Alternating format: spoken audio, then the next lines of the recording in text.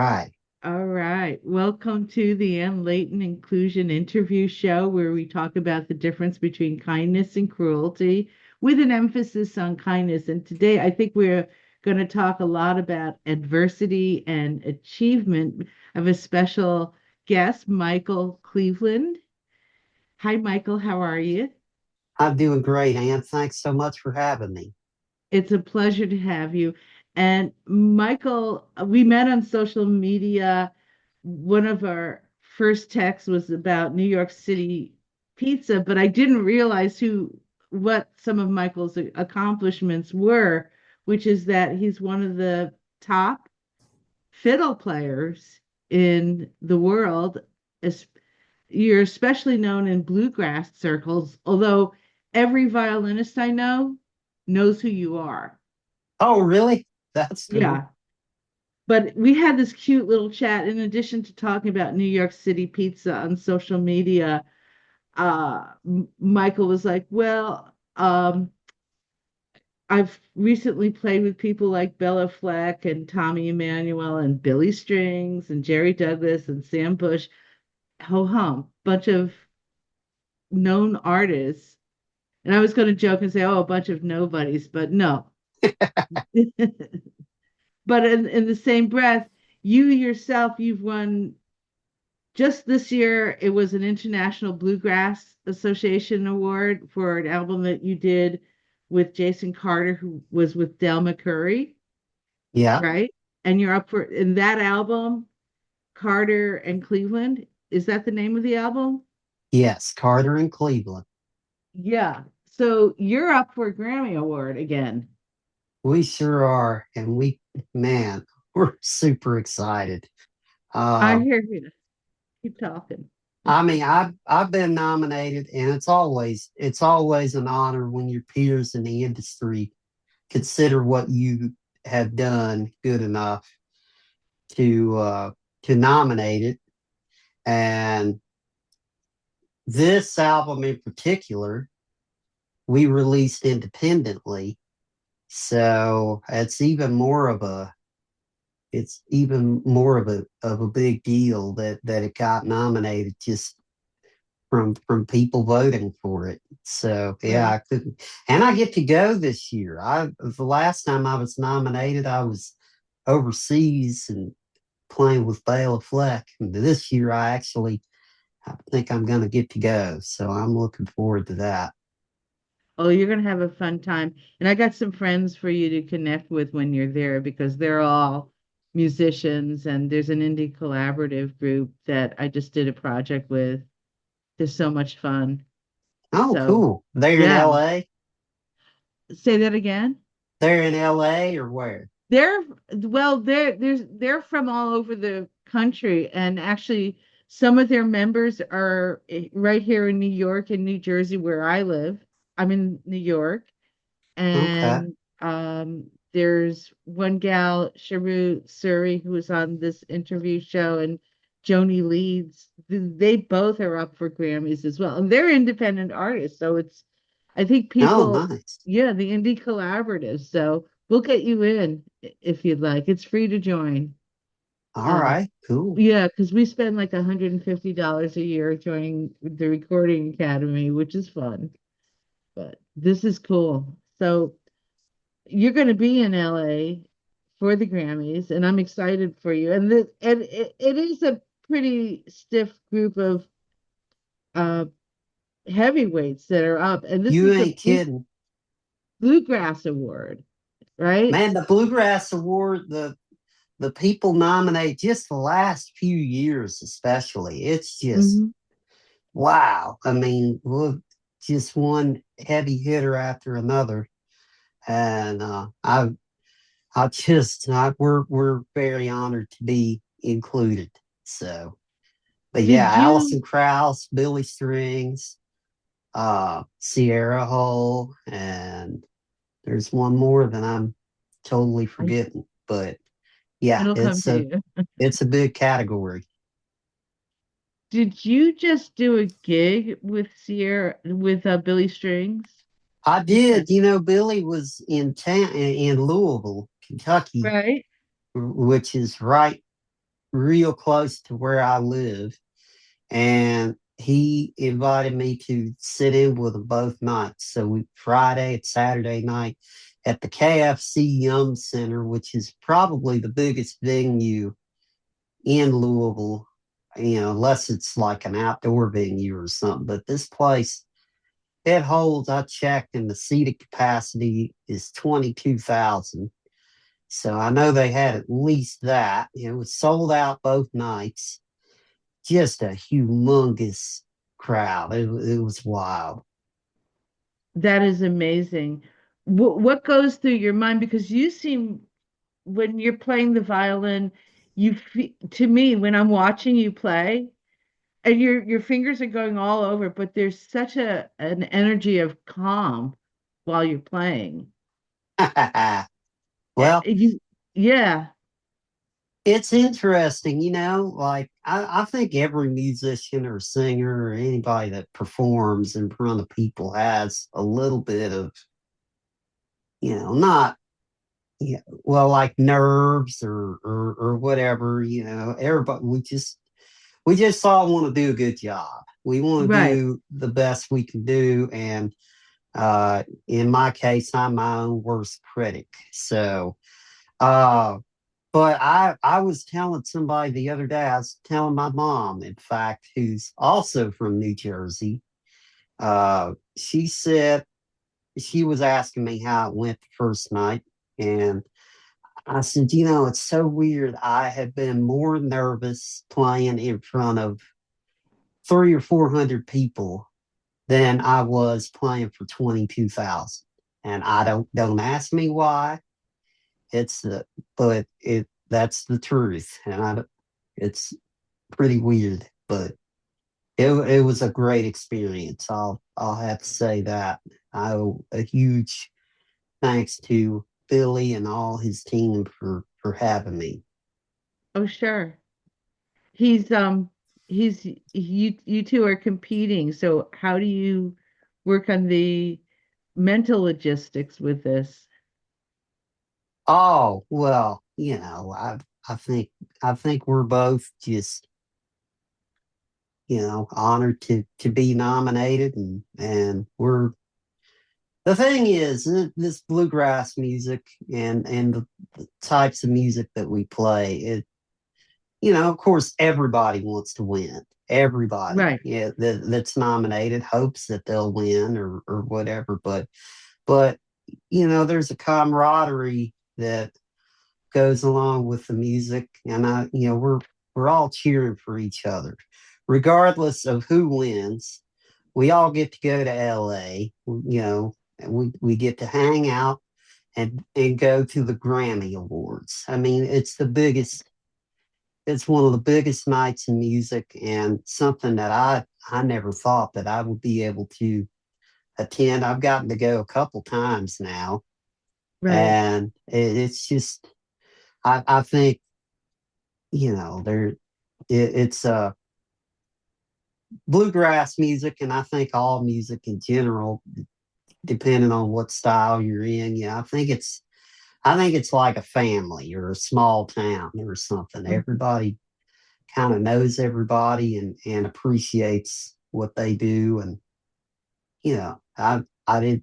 It wasn't weird or anything, and I think it just whoever wins, there's going to be four other people that deserve it just as much. Oh, sure. I like how you said that. That's really true. And you and Billy have worked together through the years because there's an album or two that you both played together on. Yep, I got to play on his album that he did with his dad a couple of years ago, Terry Barber, and the album's called Me and Dad. And then he sang on an album of mine that was also nominated for a Grammy a couple of years ago called The Lovin' of the Game. And he Yes. sang he sang this song called For Your Love on that album. God. Hey, is that a Yardbird song? Well, I don't know if it's the same as the Yardbird song. I know it was written by a guy named Joe Ely, No, it's and a there's different song. Yeah, okay. So the Joe Ely, and I think there was a country version a long time ago. I think maybe Chris Ledoux or somebody cut it. I don't even know if I've heard that version, but I will research it because I work with the Yardbirds actually. So that's do why my you ears really? perk up. Okay, Yeah. But I've seen that's cool. Joe Ely in concert and he's just he he he knew all the rock and roll tricks to play in a bar. He's just brilliant. Yeah, So he's great, man. Well, and yeah, our my producer who worked on that album, Jeff White, actually found that song cool. for us. I had never heard of Joe Ely, and then he sent me that. It's like, my God. There's a great video on YouTube of him doing it, and there's this guitar player on there. I think I think maybe his name is Dave Grissom or somebody like that. But man, Hmm. he plays the crap out of it. It's so good. I hear you. And who Tall Fiddler, what is that album? Because that's the one that you won a Grammy for in 2019. Correct. Yeah, that came out in 2019, and it Tall Fiddler was the title cut is a song written by Tommy Emmanuel, and Uh-huh.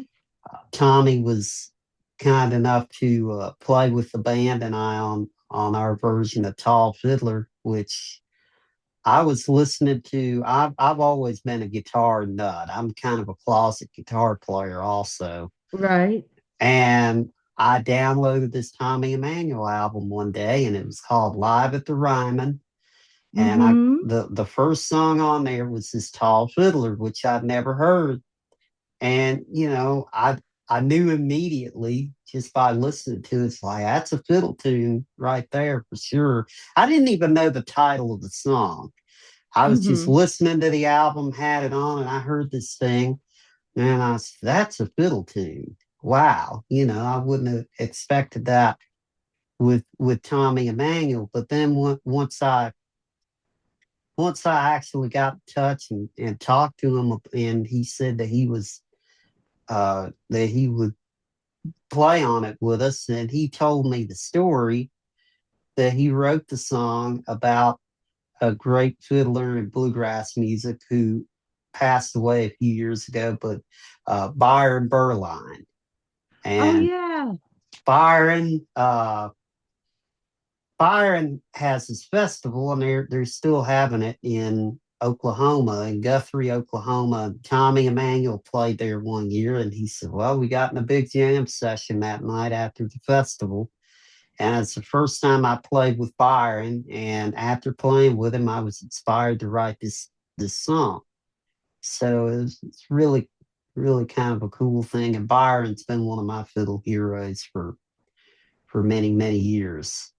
I hear you. I hear you. Yeah, you were a kid, like 4 years old, and they or you chose to play the violin because I was about to say they had you doing the Suzuki method. Well, that was kind of the means to, yeah. I I grew up in a family of non-musicians. None of my family plays at all. But my grandparents had gotten into bluegrass music, and they actually started a bluegrass show and a bluegrass association that met every second and fourth Saturday of the month. It was like a open stage kind of thing where all these local bands could sign up. And I think they had gotten into the music a few years before I was born. And the place that they would go watch people play bluegrass, they weren't going to have it anymore. And so they were so into it, they said, well, let's start one. Let's get a place for these people to come play. And it was musicians of all levels, from beginner to advanced. And we have nothing like this here anymore. I really wish we did, but it was just amazing. But every second and fourth Saturday, and then there were from that one that my grandparents started, these other ones kind of started Nice. later.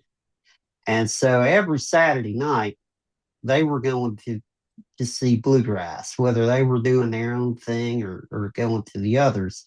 And they started taking me when I was about 6 months old, so I hear. And there's a bunch of people that have said, "Yeah, I remember seeing you in a stroller when you were real little and you were keeping perfect time to the music." Wow. And so I I loved it. I loved listening to it. And one of my favorite things to do was go to bluegrass with my grandparents on the weekends. And yeah, so when I was 4 years old, I heard a fiddler play the Orange Blossom Special.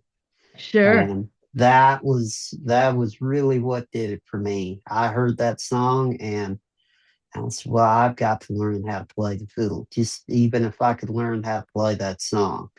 So when I was getting ready to start school at the Kentucky School for the Blind in Louisville, Mm-hmm. Kentucky, and they had a music program. There was a local kind of music and fiddle. He played fiddle, but he plays everything well. And he's still kind of one of my heroes. But my grandparents had asked him first about giving me lessons, and he had never taught anybody visually impaired. So the problem was he couldn't figure out how to teach me, especially how to keep the bow in the right position and things of that Right. nature. So uh, they they found out that my school had this music program, and they taught the Suzuki method of classical violin, everything by ear. And they started me. My parents signed me up for that, and I remember being. I don't remember much about being 4 years old, but I remember going in to the classroom, and this music teacher, Mrs. Nolan, asked Mm-hmm. me, "What it, you're here to play the violin. Why do you want to play the violin?" I said, "Well, I don't know much about the violin, but I know a lot about the fiddle. And I want to learn how Sweet. to play bluegrass, and I want to learn how to play the Orange Blossom Special." And You knew she what you wanted. absolutely, yeah. And she said, "Well, that'll be a while." And it Oh, was. But that's how I started. And I would play classical, which it was slow going for me. It was not. A lot of people think that oh, he was so talented, he just picked it up, started playing. And that was not the case for me. And it took maybe a year, maybe 2 years before I really got going and started making any progress. As a matter of fact, they thought maybe I wouldn't be able to get it because it was so slow. But uh, were you practicing a lot? I was practicing. Yeah, I just I believe yeah, it. I don't know. Uh, but once I got going and could figure out some things, I mean, it was on then, and Yeah. I would play constantly. But the whole bluegrass thing was kind of weird because my classical teacher, I think she had seen some bad examples of bluegrass fiddle playing, or she thought that it was going to hurt my playing. So she wasn't, even though they had some books with some simple versions of these fiddle tunes in there, and she would show me those, she wasn't necessarily into me playing bluegrass. And so I would learn classical during the week, and then once I got to where I could play a couple little things, I would take my fiddle to the bluegrass shows and just annoy the crap out of everybody. But Oh, I bet you didn't annoy it. This was in Henryville, Indiana, where yep, you were born. Henryville, and Yeah, there were a few different ones. There was one every third Saturday at Scottsburg, Indiana, and then there was Hmm. later on the first Saturday of every month in Madison. But yeah, so we would go to all those. Yeah. Well, I think I'm proud of you for sticking to it because part of obviously your gut, your heart knew, just knew that this was something you wanted and probably were meant to do. You I listened to loved your it, heart. Yeah, you stuck with it. A lot of people don't master skills for a long time. Like all the people at my gym, everybody wants to do a pull up, and it takes 2 years or so for some Yeah, people. yeah. So, Well, the yeah. thing was, I did love it. It was all I got into bluegrass, and it was all I could think about. And a lot of kids and a lot of parents especially, they ask me, man, how long should I make my kid practice and all that? Well, I never was pushed by my parents. And Hmm. now, if I committed to do something or whatever, they make sure that I did it. But I was never one of those that my parents made me practice.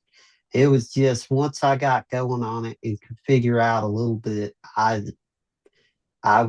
just did it. I loved it so much that I couldn't not do it. You And stuck with it. so Yeah. so there was no quitting. I don't think I've ever thought, man, I need to quit doing this or this isn't working out. I mean, I will always play music in some capacity for sure.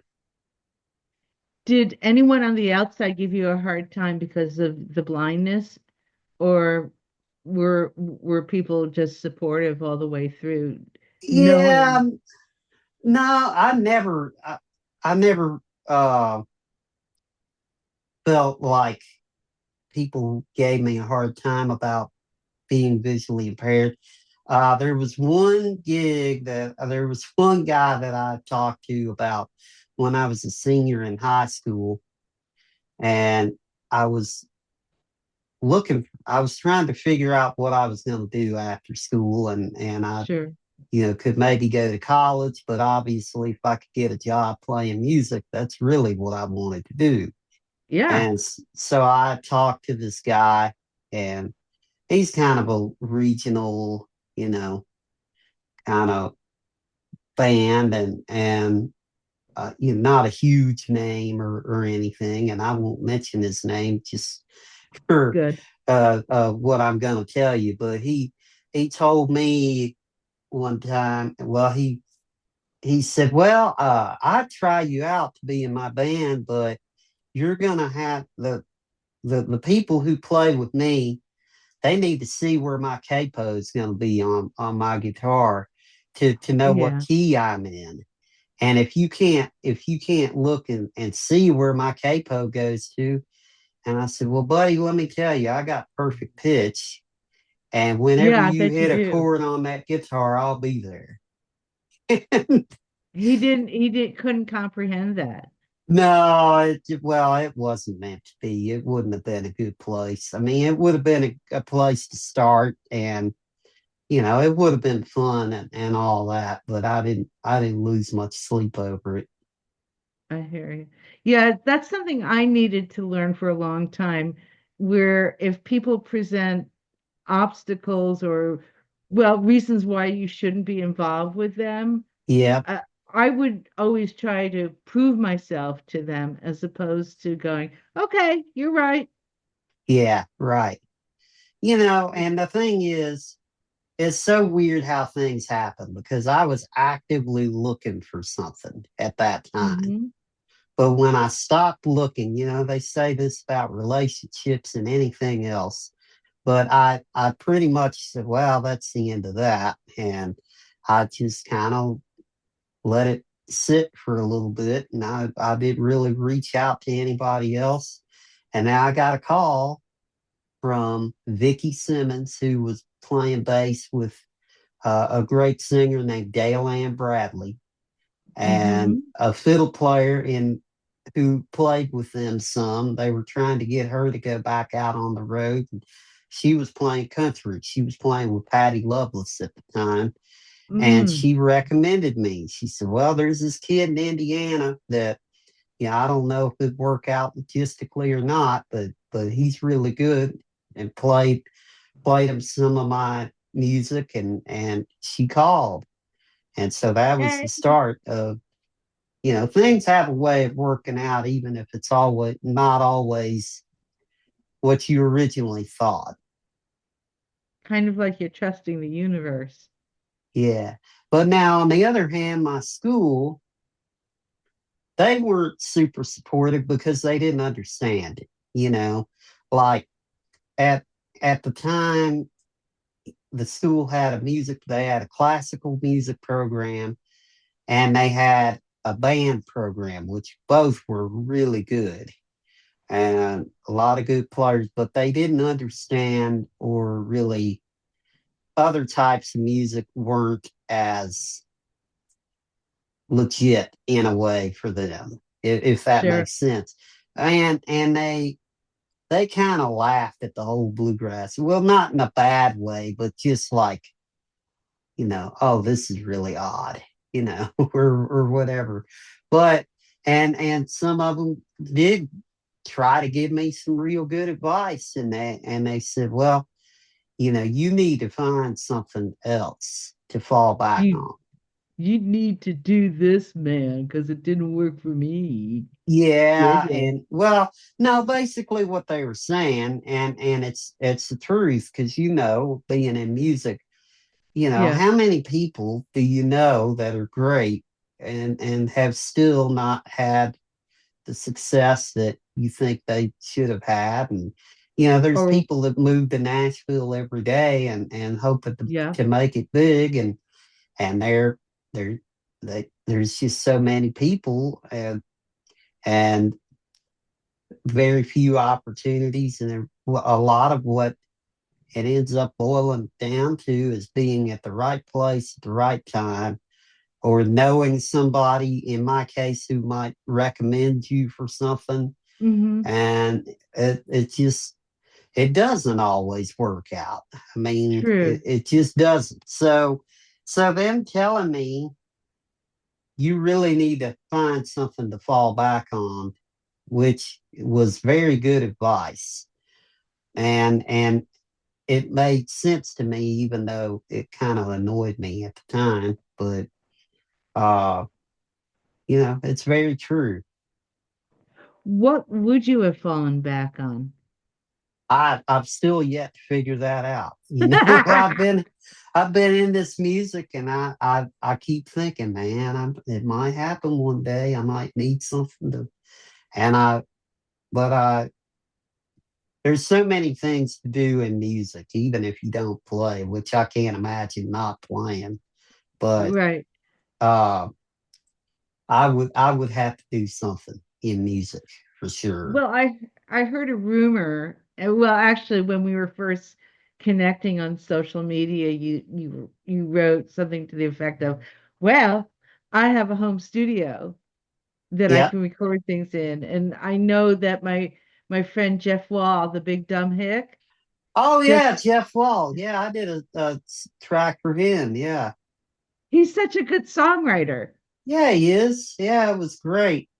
Yeah, I do a bunch of that, especially here in the last few around the time COVID started. I had just got going, set up with everything to record, and that was a lifesaver, especially during that time when there was no music going on, no touring, nothing. Right, And I was able to still play music, thankfully, just from what people sent me to right. play on. And that was kind of one of the things that really kept me sane during that whole time. Yeah. I really love working on the internet and being able to share things and meet people, and because I never would have met Jeff either without the web. So Yeah. he's amazing. I Well, love his same here. I songwriting. did not know him at all. Right. And he reached out to, I think you might have recommended me, I was didn't one you? of about five or six other people that said contact, and we tagged you as Mike Cleveland Yeah. on Facebook. So social Yeah, I media. got a personal pay. It's kind of weird. I got my band pay or my fan page is under Michael Cleveland. Hmm. And then I got a personal page with a bunch of my Facebook friends that I started earlier that I still have, and that's under Mike Cleveland. So yeah, Right. uh, so I'm pretty much run that one, and I can do stuff on the other one too, but my publicist and manager Kimberly Williams helps me a She's lot. amazing. She Yeah. really is. Yeah. I mean, she has a whole roster of country. Is it country or am I allowed to call what you do country music or Well, just it's not necessarily country music anymore, but true? it's the same kind of thing. You know, bluegrass is sort of its own genre now, whether that's a good thing or bad thing, because and I've heard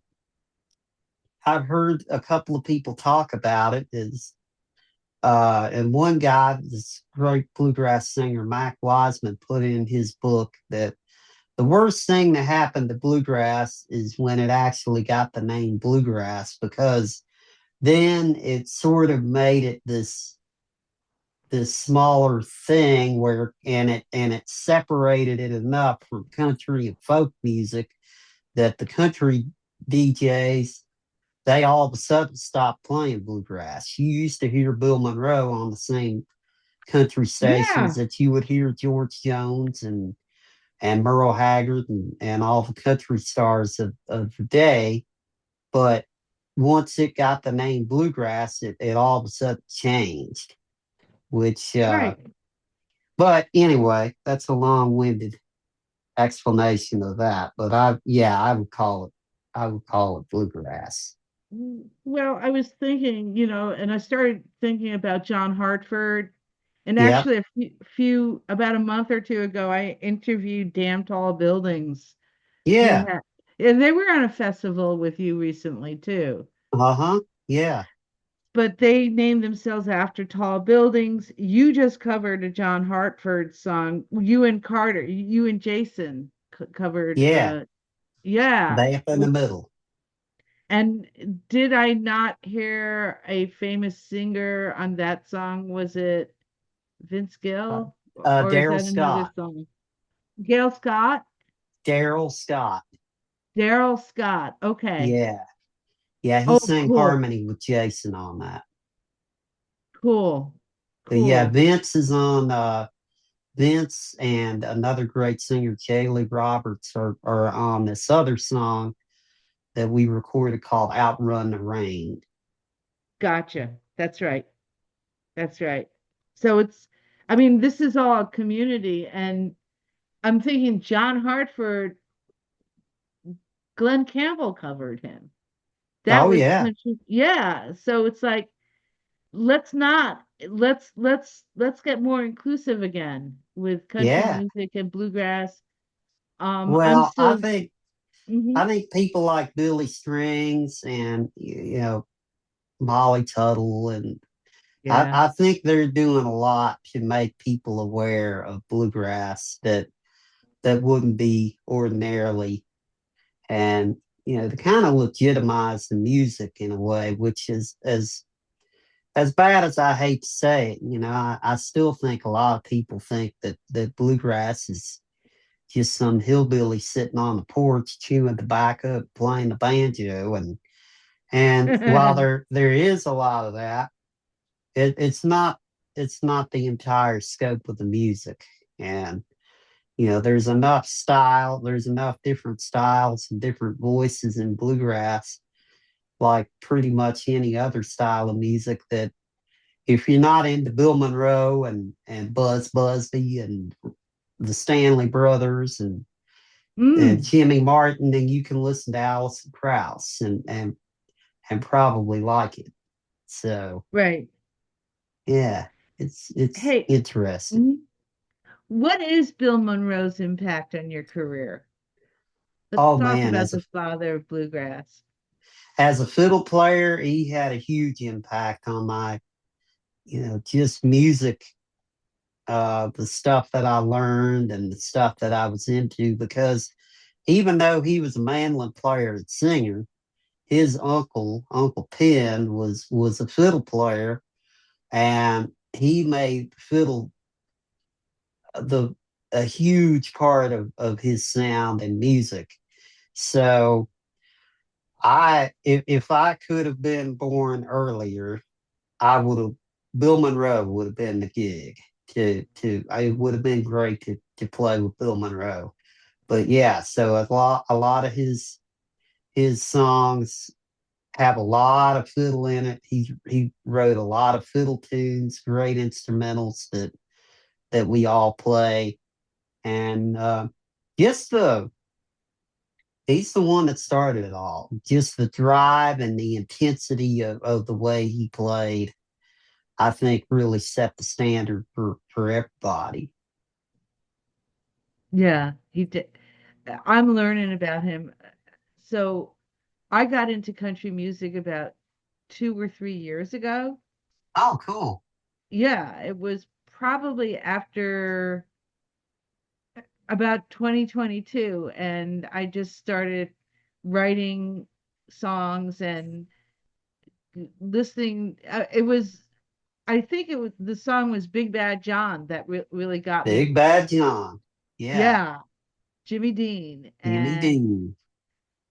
the music from the 60s and 70s. And then I just did a stop and hang with Tom T. Hall's music. And Oh, I'm yeah. I'm still connected to that song. And he's not that far. He's like 2.5 hours from you. He Yeah. his hometown. Yeah. So Well, that's yeah, he was from Olive Hill, Kentucky, and then lived in Nashville for many years. But yeah, I just love that stuff. Like Roger Miller. I don't know if you yes, listen to, but yeah, I'm a big Roger Miller fan, and all the pretty much a lot of classic country I really like. me too. Me too. So A lot of fiddle in that stuff, Ray Price, and then you got Western swing kind of stuff like Bob Wills and Spade Cooley and all that. There's just and a lot of the same fiddle players and session guys that played on that stuff, but especially fiddle players, a lot of those guys that they would play on everything. So you got fiddle players who would also have worked with Bill Monroe or somebody in bluegrass and would incorporate a lot of that stuff yeah. into the country stuff or whatever it was that they played on. You violinists, you fiddle players, you do your homework. I work with Joe Denenzone, Yeah. who, yeah, and Which you he, turned me on to him. I was not aware of him until you kind of told me about him, and I've been watching his stuff. Man, it's so good. I'd love to go see a Kansas show. we will work on that. And I'll tell you, he knows he's a fan of yours too. Oh, But you both, really? yeah, Oh, cool. because yeah, it's like I made sure that in fact, he's helped me with some research for this interview. But research is the key word. You guys, both of you, are like students. I mean, you Yeah, really do your homework on the history of violin. yeah. And that's something I learned or got into early on because there was a there was a guy in Indiana that I was playing this thing one time, and he come up to me and he goes, "Hey, you're if you're going to be a fiddle player, I'd like to send you some recordings that you really need to hear. Probably stuff that you haven't, and some other styles of music that also have fiddle playing in it, and that has influenced everything that you do and everything that the great fiddle players do. And Hmm. well, that'd be great. I didn't think nothing about it. You know how people talk, and whether it actually happens or not, who knows. And so, but the next place I was at that was in his area, here he come with a whole box full of tapes that were braille labeled, which this guy, Nice.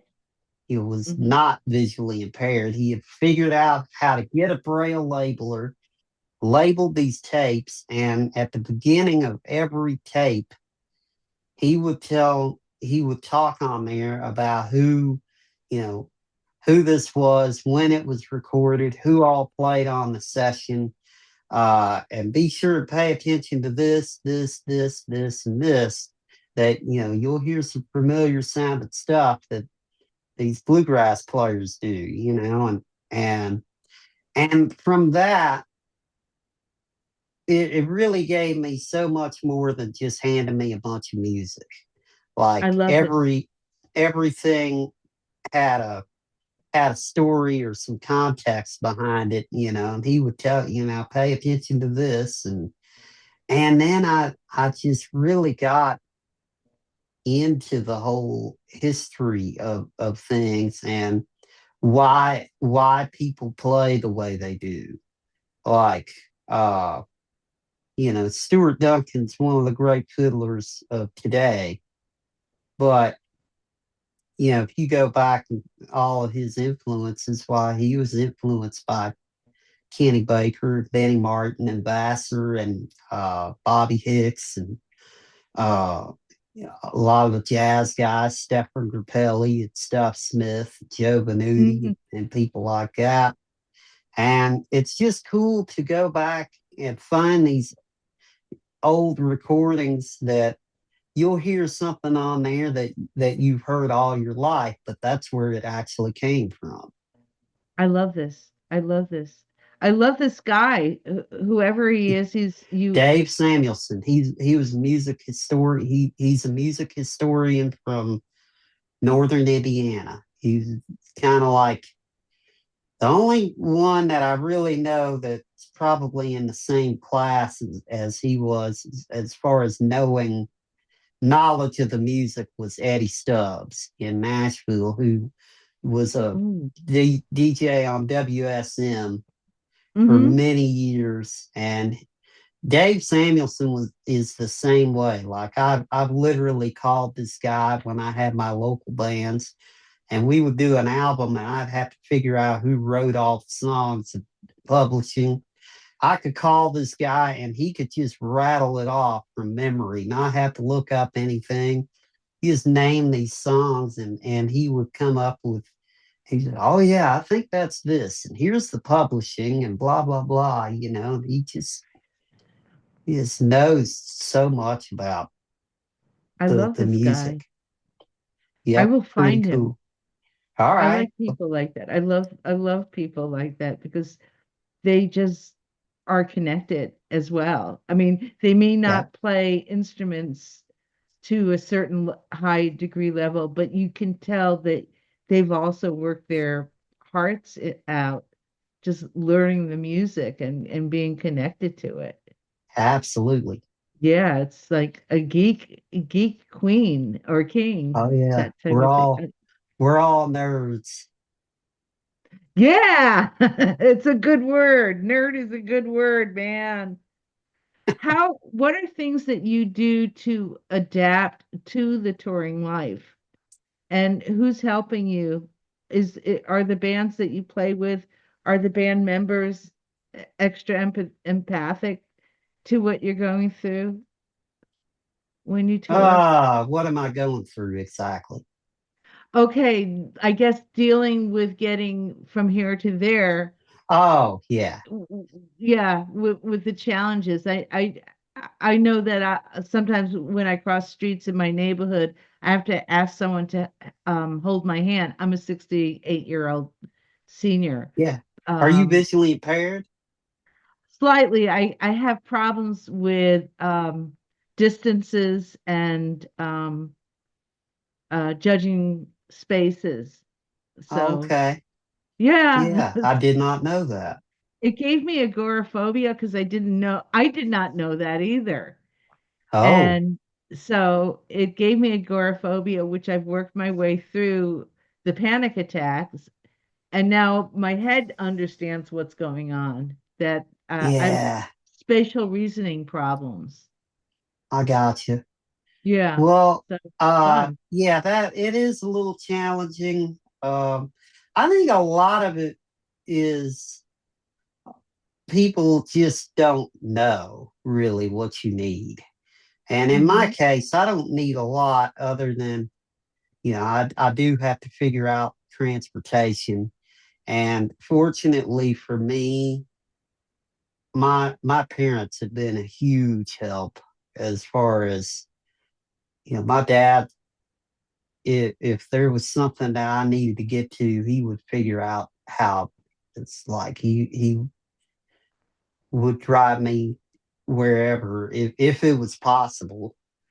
But and then I have other friends that I can call on that are retired or that are available to do it, and I can pay them a little something to get me there or hang with me or whatever. As far as my Mm. band, we all leave from here or most of us, depending on where the gig is. But you know, the main the main thing other than transportation is just, I walk with somebody to and from wherever we need to go. But other than that, I try to be as independent as possible and not make it something that's a bigger deal than what it is. And I think that was the main thing. Is when I started, and I still run into it, is a lot of people just don't know Hmm. how to treat somebody that's visually impaired, and meaning it in the best way possible. They either try to do everything in the world for you or just make it super awkward just because they don't know what you Hmm. need. And but the guys in my band, they kind of know. And but other than getting places, it's not as big of it hasn't been a huge deal. Right. But when we set up the interview, I was having a worse time trying to get a picture than you were. Well, that was just today. I guarantee it. I I I'm just surprised it worked on my end. So Yeah. quick Well. anyway. It usually works, but Yeah. Now, are you a fan? Okay, I'm slightly changing the subject. Are you a fan of Westerns? Because I hear that you read a lot of Louis L'Amour. absolutely. Yeah, I love that's I read quite a bit of stuff. I like mystery thriller novels, and I like of course music biographies, autobiographies. I really like that kind of thing. And Louis L'Amour's westerns are something that my dad turned me on to, Hmm. and I really got into. I don't know that I've read everything that he has done, but it's a good chunk of it for sure. And the Yeah. audiobooks, I mainly listen to audiobooks as opposed to reading Braille. And a Hmm. lot of his audiobooks have really good narration, and then you can get these short stories that are dramatized, and those were really good. And I usually enjoyed those when I was younger. So, Dude, that's another thing you have in common with Joe. He's always quote unquote reading audiobooks as oh, well. really? Yeah, and he'll read, I know he reads biographies and he just runs the gamut of books. Yeah, So, yeah, it's cool. So, that's cool. do you like Westerns?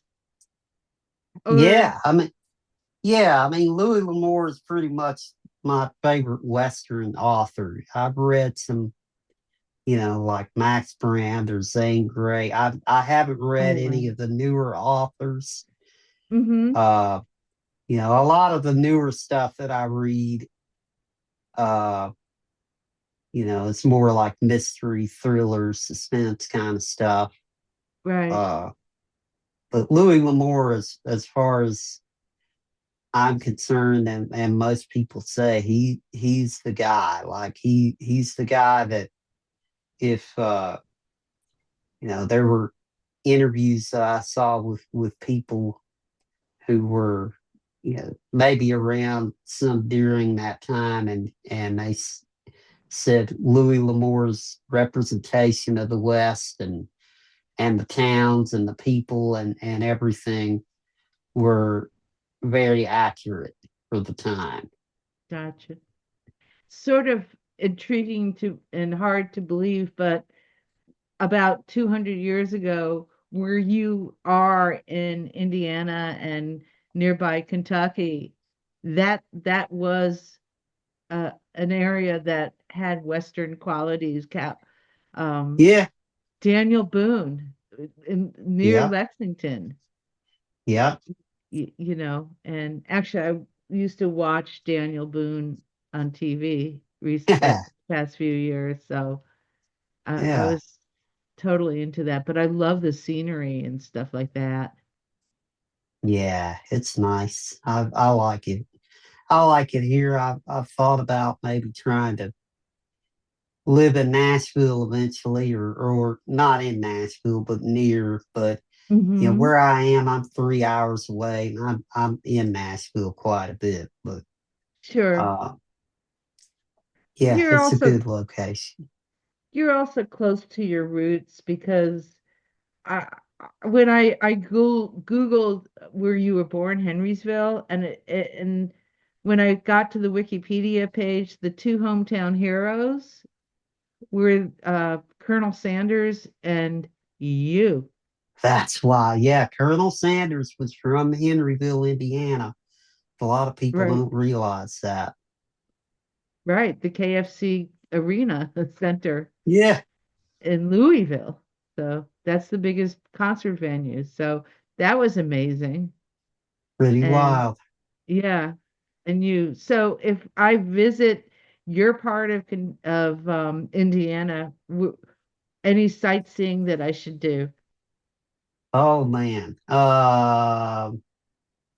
Well, Colonel Sanders' grave, I think is there. Or no, it's not. It is not in Henryville, I don't think. Okay. I've drawn a blank on We'll have to Google it. some sightseeing things. Yeah, we'll Uh, research that. but Well, the yeah, I know. forest, Huh? there's a big forest there, Oh yeah, there's a a forestry park. in Henryville. Yeah, there's a couple of parks around and stuff like that. But Yeah. I want to thank you for this. Is there anything you want to add? oh man, I guess anybody who's interested in hearing my music or the latest album with Jason Carter, we're on all the streaming services, Apple Music, Spotify, all that kind of thing. If you want to follow us online, my social media is at Michael Cleveland Fiddle, and that's all. Facebook, Instagram. We're kind of just getting going on TikTok, but uh, Everybody is.